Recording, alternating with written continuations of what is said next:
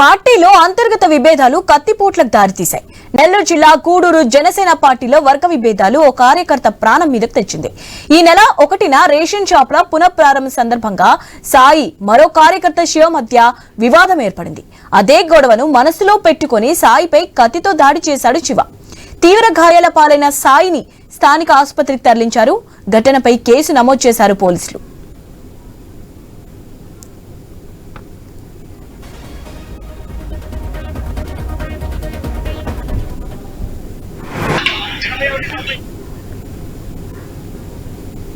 Ration షాపులు opening కి మేము ప్రోగ్రామ్ జరిగింది.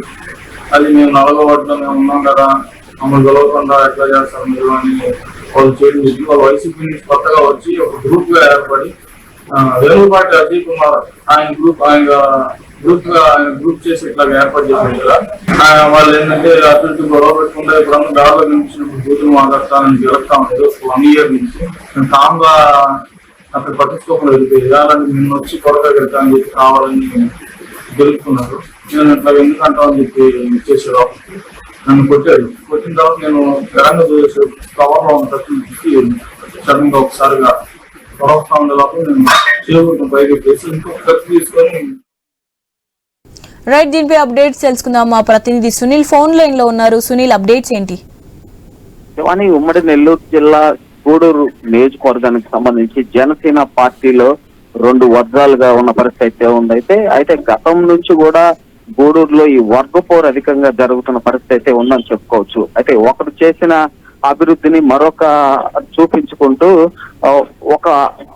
ఇరు వర్గాలని కించపరిచే విధంగా కూడా జన సైనికులు చేస్తున్న పరిస్థితి ఉందని కూడా చెప్పుకోవచ్చు. అయితే ఈ నేపథ్యంలో కూడా ఈ నెల 1వ తేదీ రేషన్ షాపులకు సంబంధించి కూడా జనసేన నాయకులు అయితే వెళ్లి పరిశీలించిన పరిస్థితి ఉంది. అక్కడ తలెత్తిన వివాదాన్ని మనసులో పెట్టుకున్న ఇరు వర్గాలు అయితే ఒకరి మీద ఒకరు దాడులకి ప్రయత్నిస్తున్నప్పటికీ అది వీలు కాని పరిస్థితి అయితే ఉందని చెప్పుకోవచ్చు. అయితే గత అర్ధరాత్రి గూడూరు గాంధీ బొమ్మ సెంటర్ అంటే ఎప్పుడు కూడా రద్దీవ్ గా ఉండే ఏరియా, ఎప్పుడు ప్రజలు తిరుగుతూ ఉంటారు.